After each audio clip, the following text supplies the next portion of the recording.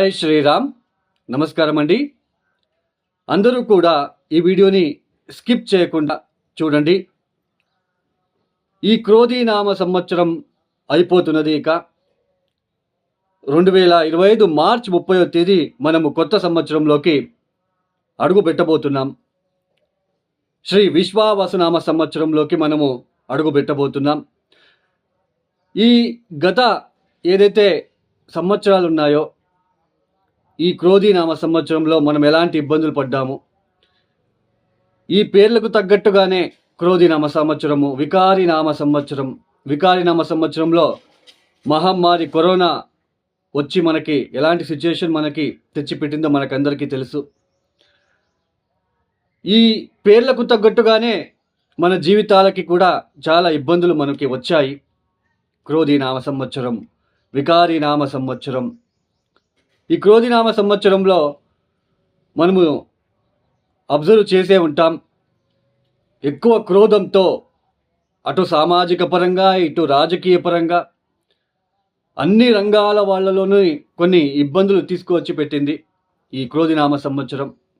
క్రోధము, ద్వేషము.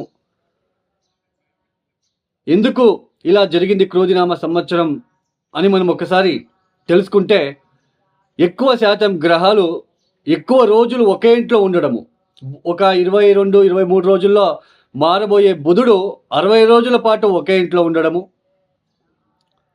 తర్వాత కుజుడు 45 రోజులకి ఒకసారి మారే కుజుడు కూడా 6 మాసాల పాటు స్తంభించి ఉండడము. గురు వక్రి, శని వక్రి, శుక్రుడు వక్రి, ఉచ్చస్థానంలో వక్రించి ఎక్కువ కాలం ఉండడం లాంటివి. సో ఇవన్నీ కూడా వక్రగతి పొందిన గ్రహాలు మనకి ముందుకు వెళ్ళడానికి వదలకుండా వెనక్కి వెళ్ళడము, ఎక్కువ ఇబ్బందులు మనము పడి ఉన్నాం. అయితే శ్రీ విశ్వావసునామ సంవత్సరం ఆల్రెడీ మనకి చెప్పబోతున్నది. ప్రజల్లో ఒక విశ్వాసంతో, ఒక శాంతి సౌహార్దంతో అందరూ కలిసిమెలిసి వెళ్తారు ఈ సంవత్సరం అనే ఒక హోప్ అయితే నాకు ఉన్నది. అటు రాజకీయ పరంగా కావచ్చు, సామాజిక పరంగా కావచ్చు, తర్వాత ఏదైనా కానీ పెద్ద పెద్ద బిజినెస్ వేత్తలు కావచ్చు, బిజినెస్ విషయాల్లో, ఉద్యోగం విషయాలలో కావచ్చు, ఇలా ప్రతి ఒక్క విషయాలలో శ్రీ విశ్వావసునామ సంవత్సరం అందరికీ మంచి చేస్తుందని, మంచి చేయాలని మనం కోరుకుందాం. అయితే ఈ ఒక ఏదైతే శ్రీ విశ్వావసునామ సంవత్సరంలో 12 రాశుల వాళ్ళకి ఎలాంటి ఫలితాలు రాబోతున్నాయో తెలుసుకుందాం. దానికన్నా ముందు ఒక 2-3 నిమిషాల పాటు మీకు కొన్ని లాజిక్గా కొన్ని విషయాలని మీకు చెప్పబోతున్నాను. సోది అని అనుకోవద్దండి. సో అందరికీ కూడా అర్థం అవ్వాలి, అర్థం చేసుకోవాలి అనే ఉద్దేశంతోనే నేను ఇక్కడ చెప్పడం జరుగుతున్నది. ఈ గ్రహ సంచారం ఈ సంవత్సరం కనుక చూసుకున్నట్లయితే మార్చ్ 29వ తేదీ నుంచి శని గ్రహ మార్పు అనేది జరగబోతున్నది. శని కుంభరాశిని వదిలి మీనరాశికి వెళ్ళి సంచారాన్ని ప్రారంభం చేస్తున్నారు. గురువు గారు మే 13వ తేదీ నుంచి ఆయన మిథున రాశికి వెళ్ళి సంచారాన్ని ప్రారంభం చేస్తున్నారు. రాహుకేతులు ఇద్దరు కూడా మే 18వ తేదీ నుంచి రాహు కుంభంలో, కేతు సింహరాశిలో సంచారాన్ని చేస్తున్నారు. ఇక్కడ మనకి చాలామందికి ఏంటి అంటే, ఈ ఏళ్నాటి శని, అష్టమ శని, పంచమ శని, అర్ధాష్టమ శని అనగానే భయపడుతూ ఉంటారు. ఆ భయపడుతూ ఒక జ్యోతిష్కుడి దగ్గరికి వెళ్తారు. ఇప్పుడు అన్ని రంగాలలో కూడా మనీ మైండెడ్ పీపుల్స్ ఎక్కువైపోయారు. వాళ్ళకక్కడ ఏ దశాభుక్తి జరుగుతుందో తెలీదు. అష్టకవర్గ బిందులు శని ఎన్ని ఇచ్చాడు, గురు ఎన్ని ఇచ్చాడు. ఇప్పుడు మిథున రాశికి గురు వెళ్తున్నాడు. అష్టకవర్గ బిందులు ఎన్ని ఇచ్చాడు, శని మీనరాశికి వెళ్తున్నాడు. మీ జన్మజాతకంలో శని ఎన్ని బిందువులు ఇచ్చాడు, దశా పీరియడ్ ఏది జరుగుతుంది, ఎవరికి ఈ ఏళ్నాటి శని, అష్టమ శని, పంచమ శని ఎక్కువ ఇబ్బంది పెడుతుంది, ఇవి అస్సలు తెలుసుకో. ఇవన్నీ పక్కన పెట్టేసి ఈ ఏళ్నాటి శని జరుగుతూ ఉంటుంది. ఒక వ్యక్తి జ్యోతిష్కుడి దగ్గరికి వెళ్తాడు. ఆ జ్యోతిష్కుడు శని గ్రహానికి సంబంధించిన నీలమణిని సజెషన్ ఇస్తున్నారు, ఉంగరం పెట్టుకోండి అని. తర్వాత ఇక్కడ ఇంకొక విషయం ఏంటి అంటే, ప్రజల్లో కూడా అలాంటి భావన వచ్చేసి, అంటే ఉంగరం పెట్టుకోగానే మన తలరాతలు మారిపోతాయి అన్నట్టుగా అనుకుంటూ ఉంటారు. కానీ అక్కడ వాళ్ళకి తెలీదు, యాక్చువల్లీ శని వచ్చినదే మనకి పాఠాలు నేర్పించడానికి, నష్టం చేయడానికి అనేది ప్రజల్లో తెలియదు. ఇక్కడ ఒక 20,000 రూపాయలు పెట్టి ఉంగరం కొనుక్కుంటాం, కానీ రోడ్ సైడ్ మన టౌన్లో గోవులు వెళ్తూ ఉంటాయండి. ఆ గోవులకి ఒక అరటిపండు కూడా ఇవ్వలేము. అలాంటి ఒక పరిస్థితిలో అందరూ వెళ్తున్నారు. శని అనగానే భయం అనేది ఉంటుంది. ఆ భయంతో పెద్ద పెద్ద హోమాలు, జంప్ స్టోన్లు వేసుకుంటూ ఉంటారు. అవన్నీ పని చేయవు అనేది అందరూ కూడా గుర్తు పెట్టుకోవాలి.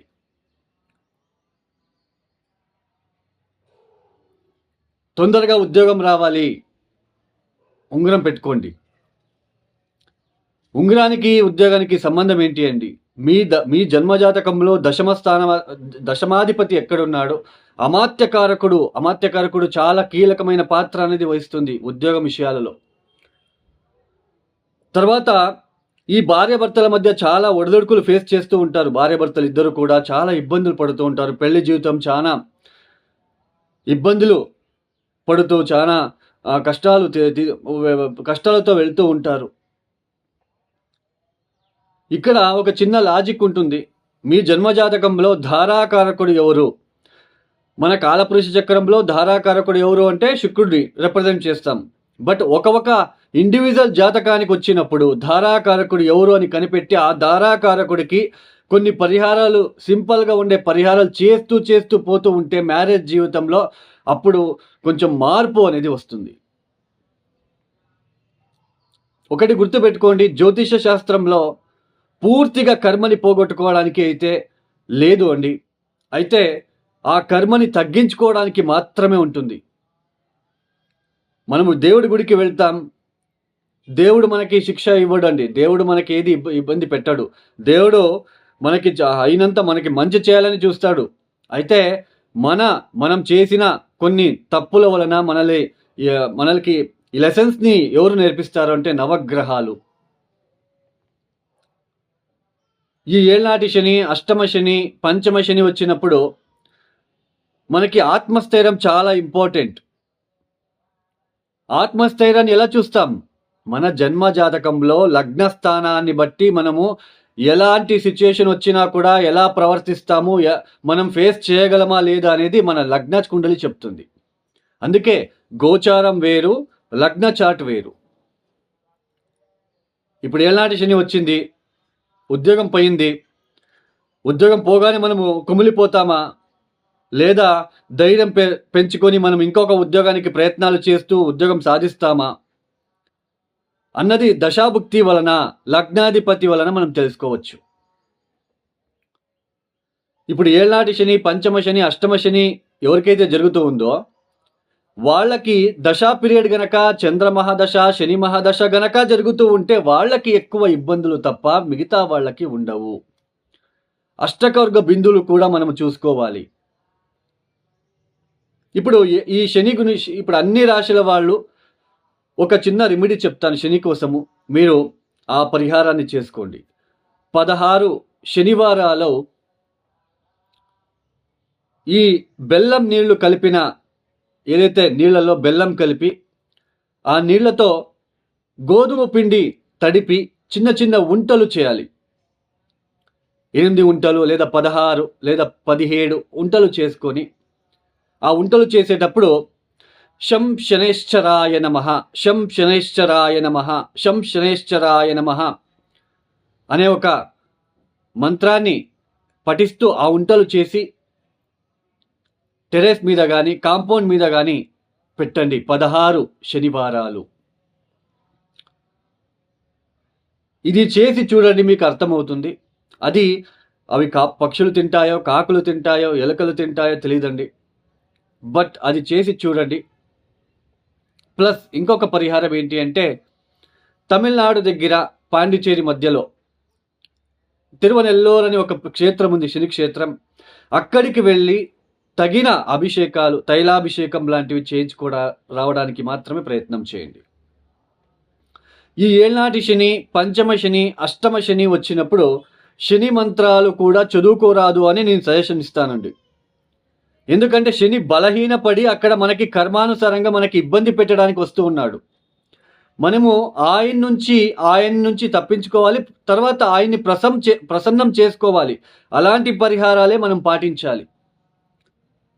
కాలభైరవేశ్వర గాయత్రి మంత్రం వస్తుంది, శివ పంచాక్షరి మంత్రం వస్తుంది. వృద్ధులకి సహాయ సహకారాలని అందించండి. తర్వాత గాడ్రేజ్, బీరువా లాంటివి దానాలు ఇవ్వండి. ఏదైనా అనాథాశ్రమాలు, వృద్ధాశ్రమాలకి డొనేషన్ ఇవ్వండి. శని నుంచి తప్పించుకోవాలనే ఒక తపనతో సామూహికంగా హోమాలు, పెద్ద పెద్ద హోమాలు, జెమ్ స్టోన్లు ఇవన్నీ పని చేయవు. బాగా గుర్తుపెట్టుకోండి. పరిహారాలు అనగానే ఇవి కాదండి, వందల కొద్ది సింపుల్ రెమెడీస్ ఉన్నాయి. చాలా సులభమైన పరిహారాలు ఉన్నాయి. అవి చేస్తే చాలు. ఫర్ ఎగ్జాంపుల్, ఒక 108 రోజులు సాయంత్రం పూట ప్రదోష కాలంలో ఒక నువ్వుల ఒత్తి వెలిగించి శివ పంచాక్షరి మంత్రం 1000 సార్లుకి తక్కువగా చదువుకోకుండా ఒక 1000 సార్లు పైన చదువుకొని రండి. ఒక 108 రోజులు వరసన చేయండి చాలు. ఎంత పాజిటివ్ ఎనర్జీ వస్తుందో చూడండి. సో గోచారం వేరు, మనకి జన్మ జాతకం వేరు. గోచారంలో శని బలము, ఇక శని, ఏనాటి శని, పంచమ శని, అష్టమ శని వచ్చినప్పుడు, మనకి ఇబ్బంది పెట్టడానికి వచ్చినప్పుడు మనం ఎలా రియాక్ట్ అవుతాం, మనం ఎలా ఫేస్ చేస్తాము, మనము ఫేస్ చేయగలమా అని ఎక్కడ చూస్తాం, ఎలా చూస్తామంటే మీ జన్మ జాతకంలో లగ్న కుండలి బట్టి, దశా పీరియడ్ బట్టి చూస్తాము. సో ఇది అందరికీ అర్థం అవ్వాలనే ఒక ఉద్దేశంతో మీకు చెప్పడం జరిగింది. ఇక ఇండివిజువల్ రాశికి ఫలితాలు ఏదైతే చెప్పడం జరుగుతున్నదో, తర్వాత పరిహారాలు ఏదైతే నేను చెప్తున్నానో వాటిని మీరు పాటించుకుంటూ వెళ్ళండి. ఈ శనికి సంబంధించిన పరిహారాలు ఏదైతే బెల్లం నీళ్లు, గోధుమ పిండి మిక్స్ చేసి ఉంటలు చేసి 16 శనివారాలు టెరెస్ మీద పెట్టమని చెప్పాను. తర్వాత తిరువనెల్లూరు క్షేత్రానికి ఒకసారి వెళ్ళి రండి. ఫిబ్రవరి, మార్చ్, ఏప్రిల్, మే, జూన్, జూలై ఈ టైంలో మీకు ఎప్పుడైతే అప్పుడు ఒకసారి వెళ్ళి ఆయన్ని చూసుకొని దర్శనం చేసుకొని రండి. అంతే తప్ప ఈ ఏళ్నాటి శని, పంచమ శని, అష్టమ శని వచ్చినప్పుడు నేను చెప్పేది ఏంటి అంటే శని మంత్రం చదువుకోవద్దు. దాని బదులుగా శివ పంచాక్షరి మంత్రాన్ని చదువుకోండి. మనకి ఇబ్బంది పెట్టడానికి వచ్చి ఉన్నాడు కాబట్టి ఆయనకి ఒకసారి పెద్దగా ఏదైనా క్షేత్రానికి వెళ్ళి, ఆయనకు సంబంధించిన క్షేత్రానికి వెళ్ళి తైలాభిషేకం లాంటివి చేయించుకొని వచ్చిన తర్వాత మీరు ప్రతిరోజు శివ పంచాక్షరి మంత్రము ఇలాంటివి చేసుకుంటూ వెళ్ళండి. ఖచ్చితంగా రిలీఫ్ అనేది వస్తుంది. తర్వాత ఇంకా కొంతమంది ఏం చేస్తుంటారు అంటే నవగ్రహాలు ఎక్కడ ఉంటారో అక్కడ వెళ్ళి శనిని తాకి మీరే ఆ తైలాభిషేకం చేస్తూ ఉంటారు. అలా చేయకండి. బ్రాహ్మణుడితో చేపించాలి, పంతులతో చేపించాలి. పంతులని అయ్యా ఒక రిక్వెస్ట్ రూపంలో అడిగించి చేపించుకోండి, మీరు చేయకండి. సో మీకు అర్థమైంది అని భావిస్తున్నాను. ఇక ద్వాదశ రాశి వాళ్ళకి ఒక్కొక్క రాశి గురించి నేను ఎక్స్ప్లెయిన్ చేసి రెమెడీస్ ఇస్తాను, అవి చేసుకుంటూ వెళ్ళండి. అలాగే ఎవరికైనా పర్సనల్ ఆస్ట్రాలజీ కన్సల్టేషన్ కావాలనుకున్న వాళ్ళు డిస్ప్లే అవుతున్న నంబర్కి మీరు నేరుగా కాల్ చేయండి. మీరు ప్రాబ్లమ్స్ ఏమీ చెప్పుకోరాదు నా దగ్గర. నాకు కావాల్సింది డేట్ ఆఫ్ బర్త్, టైమింగ్స్, ఎక్కడ పుట్టారో మాత్రమే కావాలి. నేనే ఎక్స్ప్లెయిన్ చేస్తాను ఏ ప్రాబ్లంలో మీరు ఉన్నారు, ఎక్కువ ఏ విషయాల్లో మీరు ఇబ్బందులు పడుతూ వస్తున్నారు, మీ టోటల్ జాతకంలో ఏ ప్లానెట్కి మీరు ఎక్కువ రెమెడీస్ చేసుకుంటే మీ జీవితంలో కొంచెం బాగుంటుంది, రాబోయే రోజులు ఎలా ఉంటాయి, ఇలా ప్రతి ఒక్కటి ఎక్స్ప్లెనేషన్ చేసిన తర్వాత మీరు ఏదైనా క్వశ్చన్స్ అడగవచ్చు. స్వయంగా నేనే మీకు కాల్ పిక్ చేస్తాను. మీకు ఎవరికైనా పర్సనల్ ఆస్ట్రాలజీ కన్సల్టేషన్ కావాలనుకున్న వాళ్ళు కింద డిస్ప్లే అవుతున్న నెంబర్కి నేరుగా నాకు కాల్ చేయండి. ఇక ద్వాదశ రాశుల వాళ్ళకి ఎలాంటి ఫలితాలు ఉన్నాయో ఒక్కొక్క రాశి గురించి మనము చూసుకుంటూ వెళ్దాం. ఇక శ్రీ విశ్వావసునామ సంవత్సరంలో మేషరాశి వాళ్ళకి ఎలాంటి ఫలితాలు రాబోతున్నాయో తెలుసుకుందాం. ఈ మేషరాశి వాళ్ళకి ఈ సంవత్సరంలో ముఖ్యంగా యుగాది రోజు నుంచే వ్యయభావస్థిత శని ఏర్పడబోతున్నది. అంటే ఏళ్నాటి శని మీకు ఇక మీద ప్రారంభం అవుతున్నది. తర్వాత ఇక్కడ ముఖ్యంగా గురువు గారు మే 13వ తేదీ తర్వాత తృతీయానికి వెళ్ళి సంచారాన్ని ప్రారంభం చేయబోతున్నారు. ఇక రాహు కేతువులు కూడా ఈ మే 18వ తేదీ తర్వాత రాహు లాభస్థానంలో సంచారం, కేతు పంచమ స్థానంలో సంచారంని ప్రారంభం చేయబోతున్నారు. ఈ మేషరాశి వాళ్ళకి ఏళ్నాటి శని అనగానే భయపడకండి. ఇక్కడ కొన్ని టర్మ్స్ అండ్ కండిషన్ మీరు అప్లై చేసుకోవాలి. ఎక్కువ ఎవరికి ఇబ్బంది పెడతా ఉంది, మేషరాశిలో పుట్టిన వాళ్ళందరికీ కూడా ఇబ్బంది పెట్టదండి. వాళ్ళ జాతక రీత్యా దశాభుక్తి, తర్వాత అష్టకొర్గ బిందువులు ఇవన్నీ చూసుకుంటేనే అర్థమవుతుంది. సో ఇక్కడ అందరూ భయపడకుండా ఫస్ట్ కొన్ని అప్లై చేసుకోవాలి. ఏంటి, ఇప్పుడు మీకు వ్యయస్థానంలో శని వస్తున్నాడు. ఆ వ్యయస్థానంలో గనక శనికి శత్రుగ్రహాలు ఏమైనా ఉన్నారో చూసుకోండి. శనికి శత్రుగ్రహాలు ఎవరు? సూర్య, కుజ, కేతు. ఈ శత్రుగ్రహాలు గనక ఉంటే కొంచెం ఎక్కువ ఇబ్బందులు అని చెప్పొచ్చు. ఎక్కువ నిద్రాహీనత, నిద్రాభంగము, ఆరోగ్యరీత్యా ఇబ్బందులు, ఆకస్మికంగా ధన నష్టము, జాబ్లో లాసెస్ లాంటివి చూడొచ్చు. అయితే అక్కడ ఏ గ్రహము లేదు, శనికి శత్రుగ్రహాలు కూడా లేదు, ఎవరు లేరు. ఓకే, మంచిది. అక్కడ అష్టకర్గ బిందులు శని ఎన్ని ఇచ్చాడు? 4, 5, 6 ఇచ్చి ఉంటే మీకు ఒకవేళ ఇబ్బందులు వచ్చినా వాటి నుంచి మీరు బయటపడతారు అని అర్థమైంది కదా. ఏ 0నో 1, 2 ఇచ్చి ఉంటే body pains, energy losses, financial losses లాంటివి మీరు చూడవచ్చు. ఇది ఒక కండిషన్. తర్వాత దశా పీరియడ్ కనుక శని మహాదశనే జరుగుతూ ఉంటే లేదా చంద్ర మహాదశ జరుగుతూ ఉంటే ఇంకా ఎక్కువ ఇబ్బందులు రావడానికి అవకాశాలు ఉంటాయి తప్ప మీకేదో మంచి గురు మహాదశనో లేదా మీకు ఏదైనా కుజ మహాదశనో సూర్య మహాదశనో జరుగుతూ ఉంటే పెద్దగా డిస్టర్బెన్సెస్ అయితే మేషరాశి వాళ్ళకి ఉండదు. అంటే వ్యయస్థానంలో శని సంచారం అయితే కొద్దిగా నెగిటివిటీ ఉంటుంది. బట్ అది ఎంతవరకు నెగిటివిటీ ఉంటుంది, ఆ నెగిటివ్ని మనం తట్టుకోగలుగుతామా లేదా అనేది ఎలా చూసుకోవాలి? అష్టకొర్గ బిందువులు, దశా పీరియడ్, ఈ రెండు చూసుకుంటేనే మీకు ఈజీగా అర్థమవుతుంది.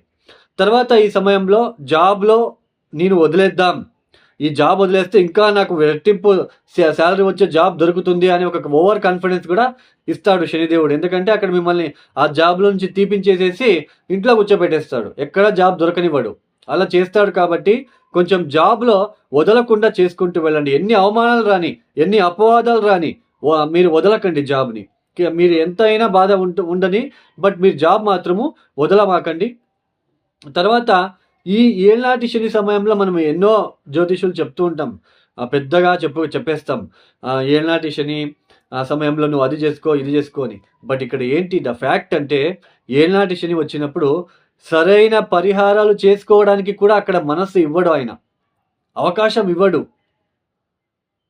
అన్నెసరీ నష్టం చేపిస్తాడు. ఆ జ్యోతిష్కుడి దగ్గరికి వెళ్తే ఏదో తాయితం కడతాడంట, ఉంగరాలు ఇస్తాడంట అని వెళ్తాడు. అక్కడ 10,000 రూపాయలు నష్టం చేసిస్తాడు. వాటి నుంచి అయితే ఏది పాజిటివ్గా జరగదు. అర్థమవుతుంది కదా. ఈ సమయంలో నష్టం చేయాలి మీకు, అంతే. నేను ఆ జ్యోతిష దగ్గరికి వెళ్ళాను, ఏమి యూజ్ లేదు అని మీరు జ్యోతిషాన్ని తిట్టుకుంటారు. బట్ వాస్తవాన్ని అర్థం చేసుకోండి. అర్థమవుతుంది కదా. ఈ సమయంలో కాలభైరవేశ్వర గాయత్రి మంత్రం చదువుకోండి. 108 రోజులు వరుసన సాయంత్రం పూట ప్రదోష కాలంలో నల్ల నూల ఒత్తులు వస్తాయండి. ఆ ఒత్తులను వెలిగించి లోపల కూర్చొని శివ పంచాక్షరి మంత్రం ఓం నమ శివాయ, ఓం నమ శివాయ, ఓం నమ శివాయ, ఓం నమ శివాయ చదువుకుంటూ వెళ్ళండి. 1000 సార్లు, 2000 సార్లు, అది మీ కెపాసిటీ, మీకు ఎంత నచ్చితే అంత. 100 సార్లు అయితే చదువుకోకండి, 1000 సార్లు పైన చదువుకోండి. 108 రోజులు ఇచ్చేయండి.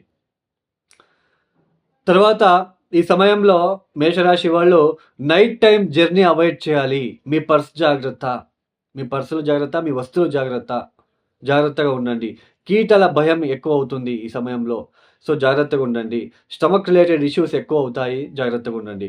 అయితే ఈ మేషరాశి వాళ్ళకి ఒక ప్లస్ పాయింట్ ఏంటి అంటే గురుగ్రహం తృతీయంలో కూర్చొని నవమాన్ని చూస్తున్నారు. నవమాధిపతి అయిన గురువు నవమాన్నే చూస్తున్నాడు కాబట్టి మీకు దైవ బలం అనేది రక్షిస్తుంది. ఈ సంవత్సరము పెద్దగా డిస్టర్బెన్సెస్ కూడా వచ్చినా వాటి నుంచి మీరు బయటపడతారు అని అర్థం. బాగా గుర్తుపెట్టుకోండి. తీర్థక్షేత్రాల దర్శనాలు, ఎవరైతే స్పిరిచువల్ నాలెడ్జ్ పెంచుకొని స్పిరిచువల్గా వెళ్తారో ఆడంబరాలు లేకుండా సింపుల్గా దేవుడి కార్యాలనికి దేవుడిని ఎక్కువ కొలుస్తూ కాలభైరవేశ్వర ఈశ్వరుడికి ఎక్కువ పూజలు పరిహారాలు ఎవరైతే ఒక నిష్టగా చేసుకుంటూ వెళ్తారో వాళ్ళకి దైవబలం రక్షిస్తుంది. ఇది మాత్రం గుర్తుపెట్టుకోండి. అయితే సంతానం రీత్యా కొంచెం ఒడిదొడుకులు ఉంటాయి. సో మేజర్గా అయితే ఏదో అయిపోతుంది మేషరాశి వాళ్ళకి అని భయపడకండి. ఇప్పుడు నేను చెప్పినవన్నీ లాజిక్గా మీకు అర్థం చేపించాను. వాటిని మీరు జాతక రీత్యా చూసుకోండి. ఒకవేళ పర్సనల్ హారోస్కోప్ కన్సల్టేషన్ కావాలంటే డిస్ప్లే అవుతున్న నెంబర్కి నేరుగా నాకు కాల్ చేయండి. నేనే పిక్ చేసి మీకు మాట్లాడతాను. మీరు ప్రాబ్లమ్స్ ఏమి చెప్పుకోరాదు, నేనే ఎక్స్ప్లెయిన్ చేస్తాను మీ ప్రాబ్లం ఏంటి, ఏ సెక్టార్లో మీరు ఎక్కువ ఇబ్బందులు పడుతున్నారు, ఎప్పటి నుంచి ఇబ్బందులు ఎక్కువ ఫేస్ చేస్తున్నారు, మీ టోటల్ జాతక రీత్యా ఏ ప్లానెట్ ఎక్కువ మిమ్మల్ని ఇబ్బంది పెడుతూ ఉంది, ఆ ప్లానెట్కి మీరు ఏ రెమెడీస్ మీరు పాటిస్తూ వెళ్ళాలి. సో ఇలా అన్నీ ఎక్స్ప్లెనేషన్ చేసిన తర్వాత మీరు ఏదైనా క్వశ్చన్స్ అడగాలి. ఇది జ్యోతిష్కుడి దగ్గరికి వెళ్ళినప్పుడు మీరు చేయవలసిన క్రమము. మీరే ప్రాబ్లం చెప్పుకోవడము అన్నీ చెప్పేస్తే అక్కడ మీకు జ్యోతిష్యం అవసరం ఉండదు. సో ఎవరైనా పర్సనల్ హారోస్కోప్ కన్సల్టేషన్ కావాలంటే నాకు డిస్ప్లే అవుతున్న నెంబర్కి నేరుగా నాకు కాల్ చేయండి. నేనే రిసీవ్ చేస్తాను. నాకు ఎవరు సపోర్టివ్ కూడా ఉండరు. నేనే రిసీవ్ చేసి మాట్లాడతాను. ఈ సంవత్సరం మేషరాశి వాళ్ళకైతే గురువు నవమాన్ని చూస్తున్నాడు కాబట్టి దైవబలం మిమ్మల్ని రక్షిస్తుంది. కొంచెం నీతి నిజాయితీగా లీగల్ పనులు చేసుకుంటూ వెళ్తే ఇంకా పాజిటివ్గా ఉంటుంది. ఈ యొక్క వీడియో మీకు నచ్చితే లైక్ చేయండి, షేర్ చేయండి, సబ్స్క్రైబ్ చేసుకోండి. సర్వే జనో సుఖినో భవంతు. ధన్యవాదములు. జై శ్రీరామ్.